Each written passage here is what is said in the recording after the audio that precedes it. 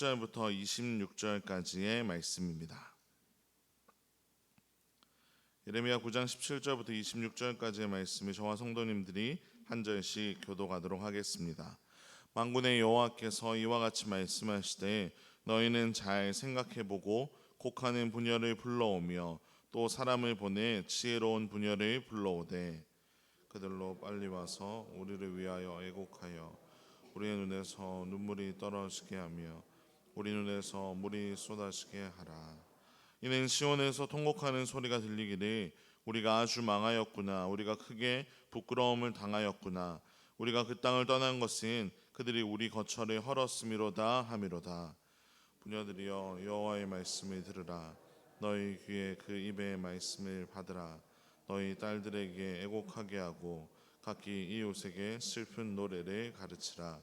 무릇 사망이 우리 창문을 통하여 넘어 들어오며 우리 궁실에 들어오며 밖에서는 자녀들을 거리에서는 청년들을 멸절하려 하느니라. 너는 이같이 말하라. 여호와의 말씀에 사람의 시체가 분토같이 들에 떨어질 것이며 추수하는 자의 뒤에 버려져 거두지 못한 곡식당같이 되리라 하셨느니라. 여호와께서 이와 같이 말씀하시되 지혜로운 자는 그의 지혜를 자랑하지 말라. 용사는 그의 용맹을 자랑하지 말라. 부자는 그의 부함을 자랑하지 말라. 자랑하는 자는 이것으로 자랑할지니 곧 명철하여 나를 아는 것과 나 여호와는 사랑과 정의와 공의를 땅에 행하는 자인 줄 깨닫는 것이라. 나는 이 일을 기뻐하노라. 여호와의 말씀이니라. 여호와의 말씀이니라. 보라, 날이 이르면 할례 받은 자와 할례 받지 못한 자를 내가 다 벌하리니 곧 애굽과 유다와 에돔과 모압과 및 광야에 살면서 살점을 깎은 자들에게라. 무릇 모든 민족은 할례를 받지 못하였고 이스라엘은 마음의 할례를 받지 못하였느니라 하셨느니라. 아멘. 사랑의 하나님께서는 끔찍한 미래를 예고하시면서도 무엇을 돌이켜야 하는지 유다를 향해서 그리고 이스라엘을 향해서 알려주고 계십니다. 오늘 본문에서도 하나님은 그 시작은 애곡에 대해서 이야기하고 그릇된 백성들의 모습에 대해서 말씀하고 계시지만 결국 우리를 복된 삶으로 인도하는 거룩한 삶의 원리를 알려주고 계십니다. 오늘 이 말씀을 통해서 하나님의 마음을 함께 살펴보며 우리는 정말로 바른 것을 붙들고 바른 것을 자랑하며 살아갈 수 있기를 간절히 소망합니다. 우리가 계속 살펴보아 알고 있듯이 유다 백성은 하나님의 심판 앞에서도 계속 자신들의 어떠함을 자랑했습니다. 인간의 지혜나 용맹함, 부요함을 자랑하며 살아왔던 것입니다. 그들은 자신들이 가진 능력이나 자신들이 이룬 성취가 하나님의 심판을 피할 수 있게 해준다고 믿었습니다. 그러나 그런 것들이 결코 그들을 구원해 주지 못했습니다. 오히려 그들이 의지하고 붙들었던 것들로 인해서 하나님께 돌아가 다시 한번 하나님을 붙들 수 있는 기회조차도 날려버리게 되었습니다. 그 중에서도 특별히 그들이 신뢰하고 있었던 것이 있는데 그것이 바로 육신의 혈통이었습니다. 그들은 할례를 자랑하는 삶을 살았습니다. 자신들은 선택받은 백성이기에 하나님의 심판에서 자유로울 수 있다고 착각했던 것입니다. 그러나 아무리 육신의 할례를 받았다 할지라도 그들이 마음으로 하나님에게서 멀어져 있었기에 하나님은 그들을 벌할 것이라고 말씀하고 계십니다. 우리 역시 이 지혜나 힘이나 물질이나 어떤 우리의 종교 행위를 여전히 중요하게 생각하며 그것을 의지하려는 경향이 있습니다. 마치 그것들이 나의 안위를 보장해 준다고 생각하는 것입니다. 그러나 우리에게는 하나님 앞에 자랑스럽게 내세울 수 있는 것이 하나도 없습니다.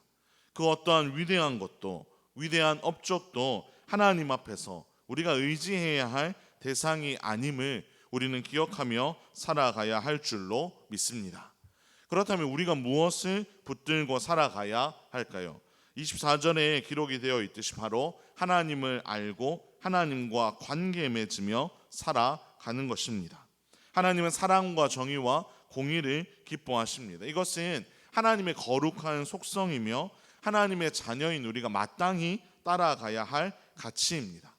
하나님과 친밀한 사람들은 이것을 깨닫게 됩니다. 하나님의 사랑이 무엇인가? 하나님이 원하시는 정의가 무엇인가? 하나님이 기뻐하시는 공의가 어떤 것인지를 하나님은 알면 알수록, 하나님과 친밀해지면 친밀해질수록 그것을 더 잘 알게 되는 것입니다. 하나님과 깊은 관계를 맺으며 살아갈 때 그 놀라운 진리를 알게 되고 그것을 넘어서서 그 진리를 행하는 삶을 살아가게 되는 것입니다. 그런데 만약에 하나님을 안다고 하면서 그의 삶에 이 하나님의 거룩한 속성들이 드러나지 않는다면 과연 진짜로 하나님을 아는 것이라고 이야기할 수 있을까요? 결코 그렇지 않습니다. 믿음과 삶은 분리될 수 없습니다. 믿음과 삶은 철저하게 하나 되는 삶을 살아가야 합니다. 성도 여러분, 하나님을 알고 하나님의 뜻을 따라 살아가는 것이 우리가 최후 심판에서 자유로울 수 있고 영원한 생명에 거할 수 있는 유일한 길인 줄로 믿습니다. 그렇기 때문에 하나님과 바른 관계를 맺으며 살아가는 것보다 중요한 것은 없습니다. 성경을 읽으며 또 이렇게 함께 모여 예배를 드리며 또 일상의 삶을 통해 우리는 하나님을 알아가는 일을 계속 해야 합니다.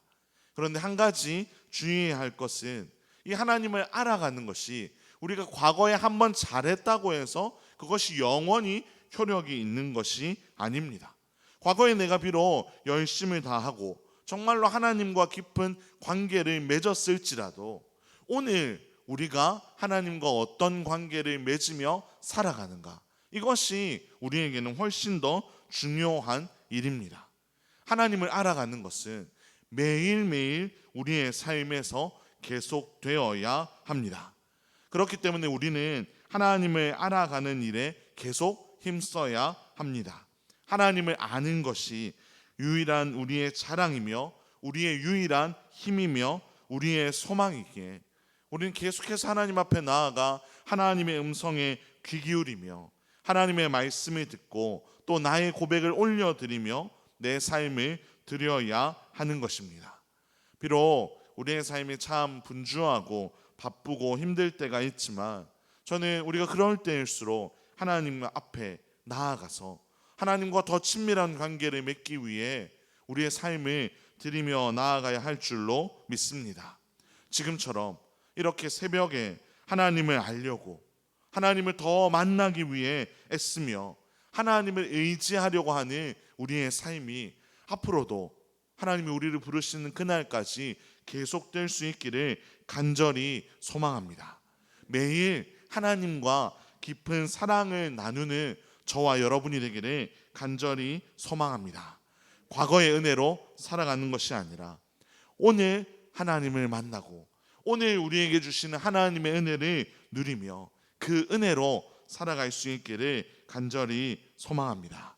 우리가 그 마음 가지고 오늘도 하나님 앞에 나아갈 때 하나님이 우리 안에 하나님을 아는 지식을 풍성하게 하시고 세상은 알 수도 줄 수도 없는 하나님의 기쁨을 우리에게 부어주실 줄로 믿습니다.